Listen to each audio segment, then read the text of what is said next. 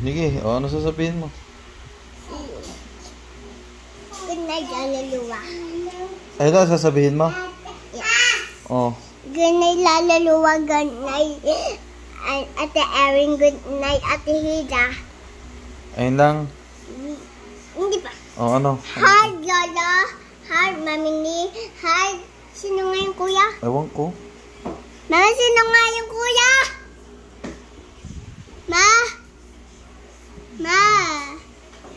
Sino nga yung kuya? Ayun pala nga. Tumawag ka na lang kay Nalolo at kay Luwa. Tanong mo sa kanila mo itanong, okay? Bukas, itanong mo bukas ha, pagising nila ha. Hindi. Ano hindi? Magabi na sa ate, maaga na ako sa kanila. Oo, pero maagang-maaga pa. Hindi pa gising ha, tulugan pa din. Bakit? Tanong mo sa kanila. Ang daldal mo, maghapon ka ng dumadi ah. Ba't ba ang daldal mo?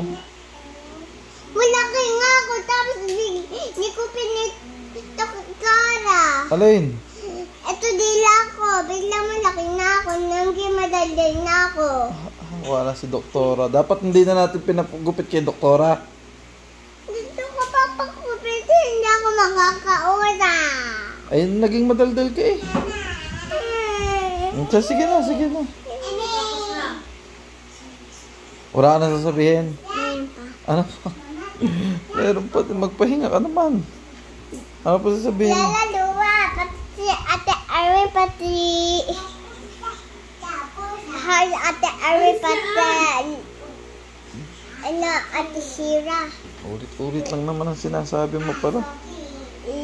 Lola, bibili kami toys. Yung laptop. Tapos todi ko na clock. Tapos yung story. Pati phone. Yung cellphone. Tapos yung ice cream. Gayon. Lola Luwat, pati Ate Erin, pati Ate Hida. Bye-bye. Mwah! Tapos na? Papatayin ko na? Heart. Yes. Ulit ka ng heart. Papatayin ko na? Yes. Oh, okay. Baka mo ba ako nibibidyo?